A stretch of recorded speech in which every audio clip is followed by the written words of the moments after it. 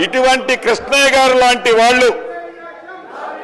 కొన్ని వేల మంది బాధితులు ఈ చట్టం ద్వారా నాటి చట్టం ద్వారా ప్రత్యక్షంగా నష్టం కలిగింది అని తమరికి ఈ వేదిక ద్వారా తెలియజేస్తున్నాను అధ్యక్ష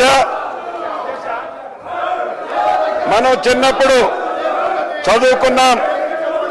ఒక పిట్ట కథ మీకు చెప్పాల్సిన అవసరం ఉంది అధ్యక్ష రెండు పిల్లులు రొట్టె కథ ఈ ధరణిలో ఉంది ఏదైతే రెండు పిల్లుల మధ్య ఒక రొట్టె కథ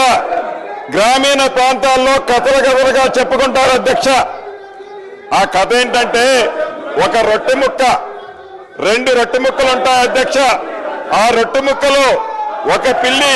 ఆ సైజ్ ఎక్కువ ఉందని ఇంకొక పిల్లి ఈ సైజ్ ఎక్కువ ఉందని కోతి పంచాయతీ చేస్తుంది అధ్యక్ష చివరికి రెండు పిల్లుల్ని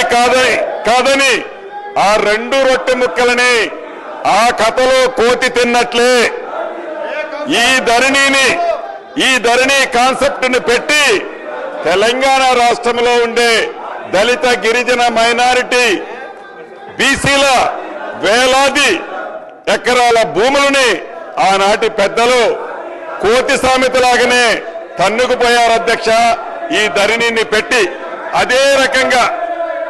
రకంగా ఇటు రాష్ట్రంలో అటు దేశంలో 2014 ముందు కాంగ్రెస్ ప్రభుత్వం తీసుకొచ్చిన రెవెన్యూ చట్టాలు సంస్కరణలు